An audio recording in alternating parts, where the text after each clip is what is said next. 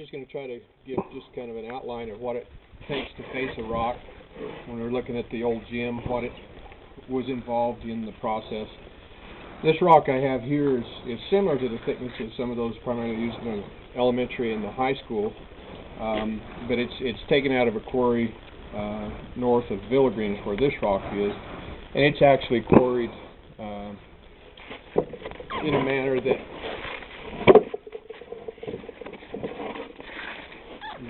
separates a solid layer.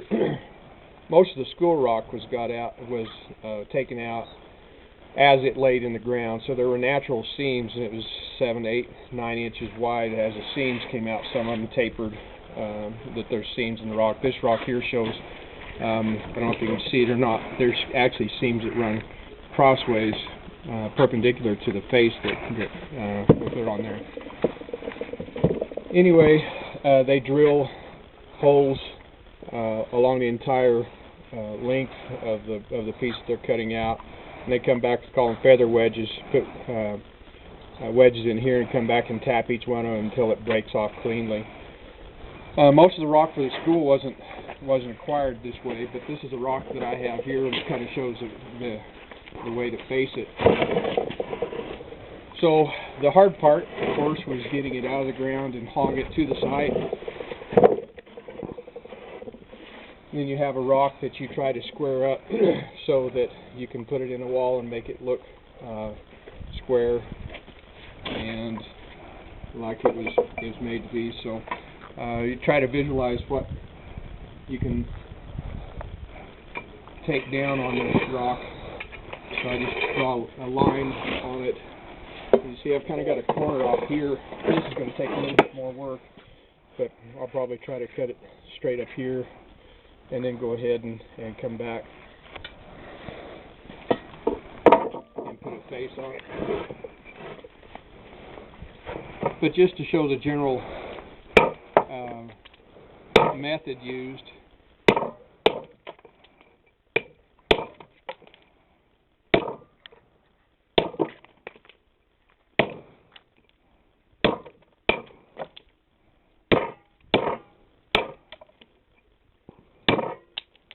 that's generally the process, and you just keep on working around.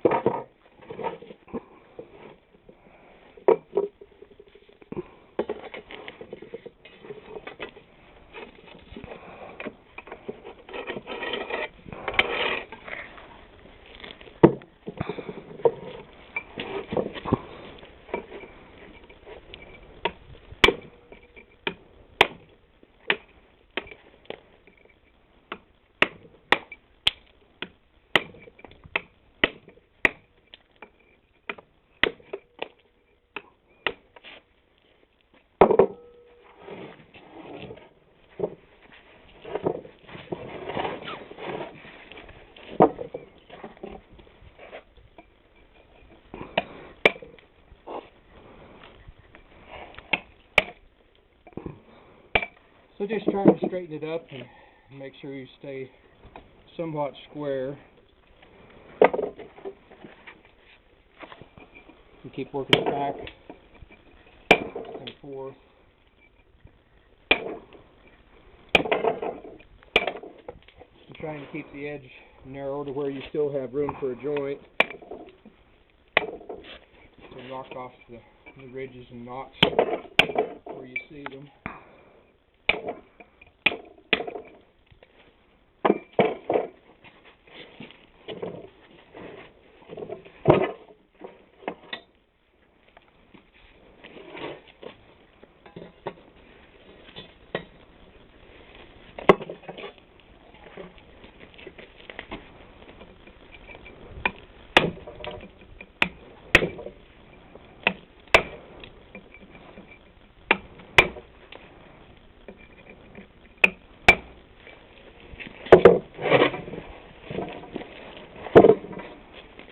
And we keep working back and forth until we kind of get a square line, and understanding that the cement joint comes right up to where the face is, or the chisel mark is for the face.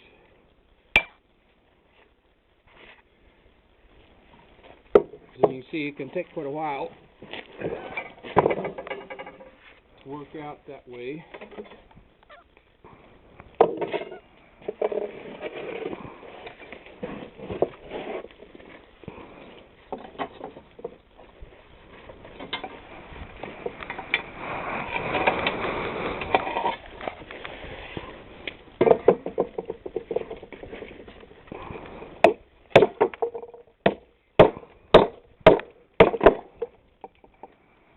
These rocks, as you can tell, face pretty easily. You can hammer on them and they'll break kind of where you want to. That's an example of one. If we kept hammering on it, it's going to probably break. There's seams this way and there's seams this way. So it just depends on the type of the rock.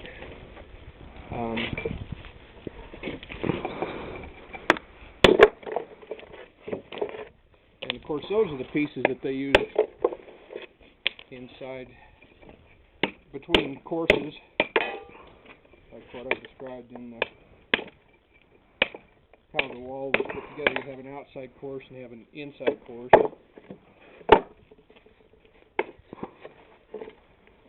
And then they use this trash between them.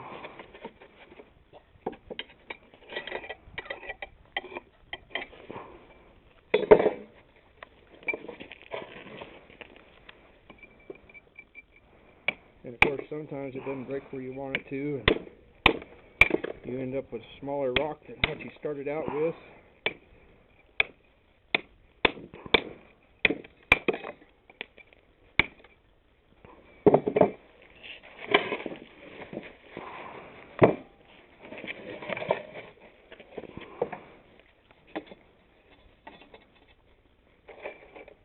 Let's get it closer outside.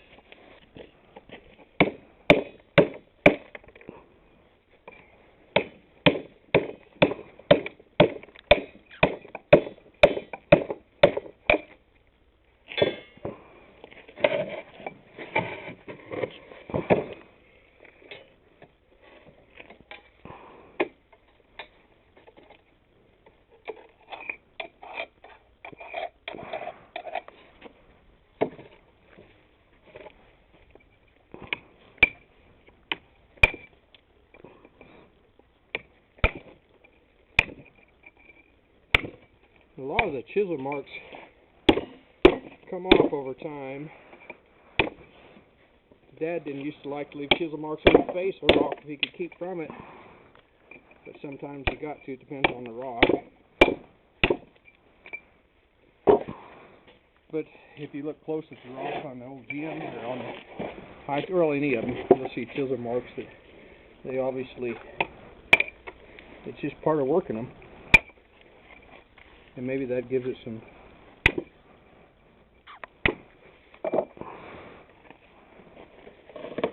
personality, I guess.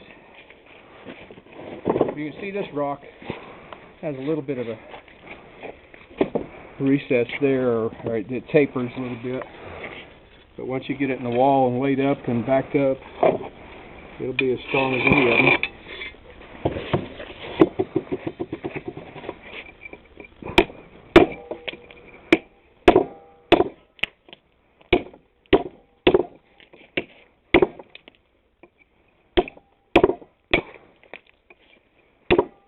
Trying to get some of those drilling marks out, so I could take it back just a little bit further.